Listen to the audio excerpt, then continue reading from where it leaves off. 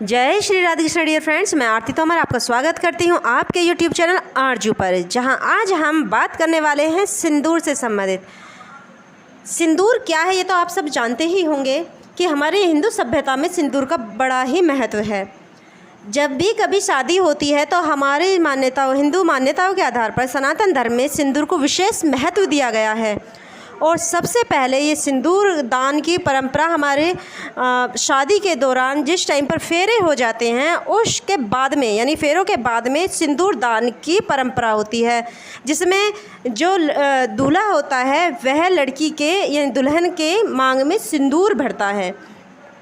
उसके बाद से कहा जाता है कि अब ये पति पत्नी हुए।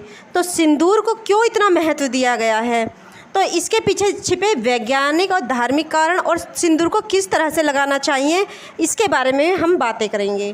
तो सबसे पहले हम आपको बताएंगे सिंदूर को किस तरह से लगाना चाहिए।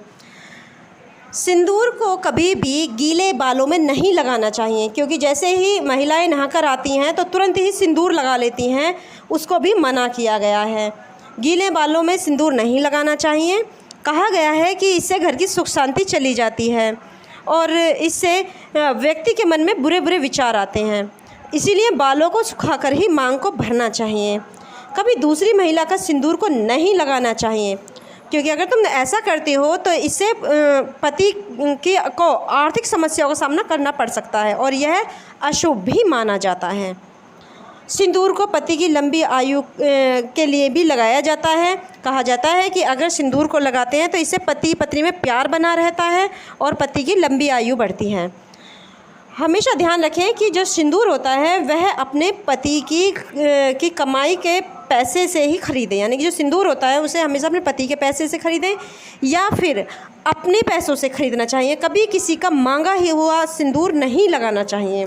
अगर हो सके तो सिंदूर को अपने पति की कमाई से ख़रीदे हुए पैसों से ही ख़रीदें, वह ज़्यादा सर्वश्रेष्ठ और उत्तम माना गया है, यह शुभ भी माना जाता है। एक बात और, जब महिलाएं, आज के ज़माने की महिलाएं क्या करती हैं, सिंदूर लगाती हैं फिर उसे छिपा लेती हैं अपनी मांग में, तो यह गलत तरीका होता है।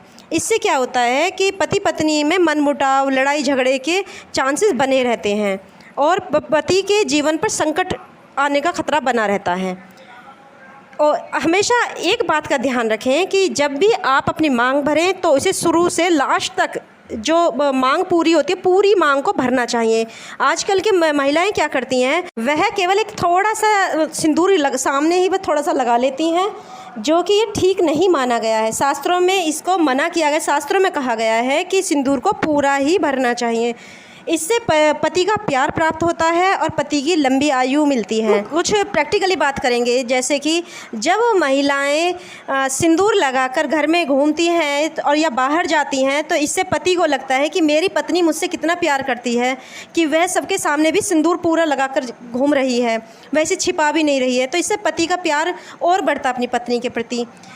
सिंदूर को जब जब पति देखता है तो उसे अपने दायित्व का ज्ञान होता है कि हाँ, मेरे इसके प्रति कोई जिम्मेदारियां हैं, क्योंकि यह फेरों के टाइम पर दिखा दिया जाता है, बता दिया जाता है कि अब इनकी मांग की जितनी भी जिम्मेदारियां हैं सब आप पूरी करोगे, जो भी इनकी मांगें होंगी उन्हें आपके पूरा करने का दायित्व बनता है। तो इसीलिए सिंदूर को लगा के घर में रहना चाहिए, बाहर भी जाओ तो भी सिंदूर को लगाना चाहिए।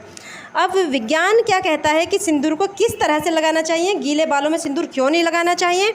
तो सिंदूर जो होता है वह आर्टिफिशियल ज़्यादा बनने लगा है। पहले तो नेचुरल बनते थे ज़्यादा, लेकिन अब आर्टिफिशियल सिंदूर ज़्यादा आने लगे हैं, जो कि सिंदूर बनाने के लिए lead oxide, synthetic dye, sulphate जैसे केमिकल का इस्तेमाल किया जाता है। यह केमिकल महिलाओं के लिए काफ़ी नुकसानदायक होता है।